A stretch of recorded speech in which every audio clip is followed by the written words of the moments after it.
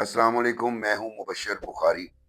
21 दिसंबर का दिन गुजरा और 21 दिसंबर का दिन एक ऐसा दिन है जिसने पाकिस्तान की अदालती तारीख में एक ऐसा खला क्रिएट किया जो कि अभी तक पूर्ण नहीं हो पाया। और अगर बात करूं मैं स्पेसिफिक ईयर की, तो वो साल बनता है 21 दिसंबर 1991, जब जस्टिस ए आर कॉर्नेलियस इस दुनिया से चले गए और पाकिस्तान की अदलिया में एक बड़ा खला छोड़ गए। अगरचे वो रिटायर जिंदगी गुजार रहे थे, लेकिन फिर भी बहुत सारे उनके जूनियर जजेस उनसे कस्बे फैज हासिल करते थे। अगर हमारे खसूसन लाहौर के रहने वाले दोस्तों ने, जब वो नहर पे सफ़र करते हैं और अगर जेल रोड से वो चले नहर के ऊपर पंजाब यूनिवर्सिटी की तरफ, तो रास्ते में उन्हें नज़र आता होगा जस्टिस कॉर्नेलियस रोड या अंडरपास, जस्टिस कॉर्नेलियस अंडरपास। और बहुत सारे लोग सब ये पढ़ के गुजर जाते हैं। मैंने अक्सर जब स्टूडेंट से पूछा है कि आप जस्टिस कॉर्नेलियस के बारे में क्या जानते हैं, तो यकीन कीजिए वो सिर्फ इतना ही जानते हैं कि उनके नाम पे पंजाब हुकूमत ने एक अंडरपास बनाया हुआ है नहर के किनारे। तो मैंने कहा चूंकि दिन है उनका, और क्यों ना उनकी याद थोड़ी सी मना ली जाए और रिकॉर्ड कर लिया जाए। मैं जब जर्नलिज्म में आया 1992 में, तो उस वक्त वो दुनिया से जा चुके थे। लेकिन हमारे सीनियर्स जिन्होंने अदालतें कवर की माजी में, खसूसी तौर पे 69 तक जो अदालती रिपोर्टिंग करते रहे, वो उनके बारे में गुफ्तगू किया करते थे और बड़ी शानदार गुफ्तगू होती थी। और बाद में सीनियर लॉयर्स, जैसे कि एक बड़े मशहूर वकील थे हकम कुरैशी साहब, उनसे जब गुफ्तगू होती थी तो वो अपनी गुफ्तगू में बार बार जस्टिस कॉर्नेलियस और एम आर कियानी, दुराब पटेल, जफर समदानी साहब, इनके नाम लिया करते थे। तो उनसे भी कुछ बातें सुनने का मौका मिला कॉर्नेलियस साहब के बारे में। इनका पूरा नाम एल्विन रॉबर्ट कॉर्नेलियस था और मई 8 1903 को आगरा में पैदा हुए। ब्रिलियंस का ये आलम था कि दिसंबर 1926 में इन्होंने आईसीएस ज्वाइन की और उसके बाद मुत्तहिदा पंजाब यानी पार्टीशन से पहले डिस्ट्रिक्ट जज रहे पंजाब के। फिर 1943 में अपग्रेड हुए, लाहौर हाई कोर्ट के जज मुकर्रर हुए।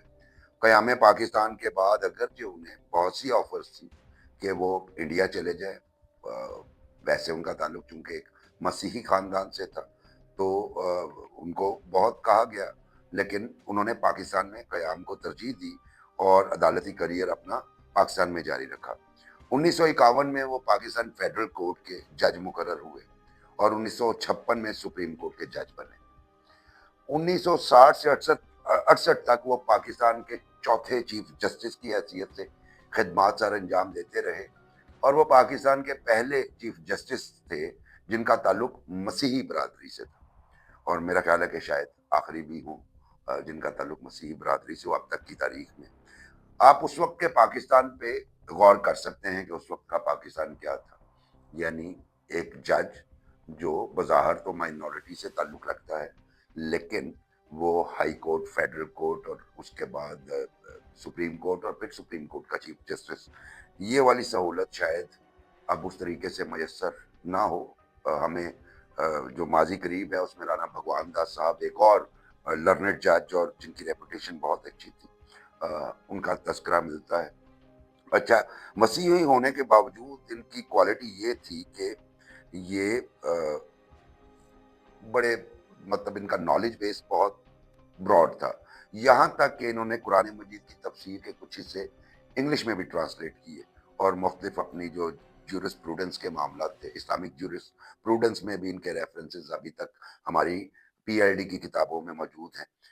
1971 तक याह्या खान के 1969 में जब वो रिटायर हुए जज की पोजीशन से, तो उसके बाद लॉ मिनिस्टर भी रहे याह्या खान के तहत।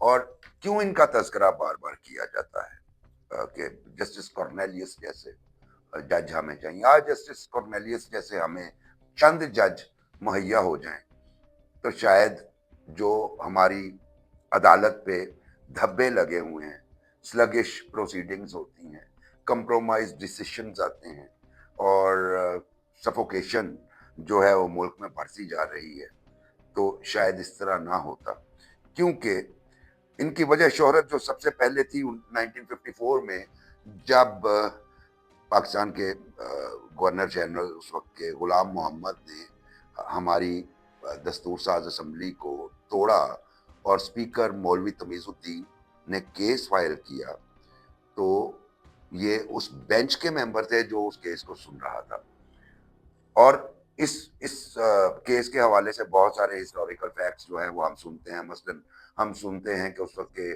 چیف جسٹس منیر احمد، جو کہ ویسے بڑے شاندار جج تھے، لیکن وہ اس قدم کو انہوں نے نظریہ ضرورت کے تحت جائز قرار دیا. ہم بار بار جسٹس منیر کا ریفرنس تو سنتے ہیں، لیکن شاذ و نادر ہی ہم سنتے ہیں. اگر آپ کو کوئی پرانا ہسٹورین ملے تو وہ آپ کو بتائے گا کہ اس میں جو اختلافی نوٹ لکھا گیا تھا کارنیلیس صاحب کی طرف سے، وہ کتنا اسٹرانگ تھا.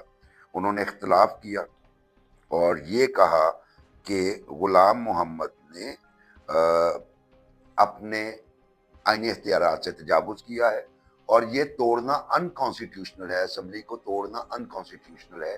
لیکن چونکہ جسٹس منیر کے ساتھ بہت سارے لوگ ہم آواز تھے، اس لیے ان کا اختلافی نوٹ جو ہے وہ بہرحال تاریخ کا حصہ ہے. اس کے علاوہ انہوں نے ہیومن رائٹس کے اوپر بہت کام کیا. ان کے کچھ ڈیسیشنز ہیومن رائٹس کے اوپر بڑے شاندار ہے. پھر انہوں نے ایک اور ان کے جو ہیں وہ کیسز میں دو بڑے مشہور کیسز ہیں.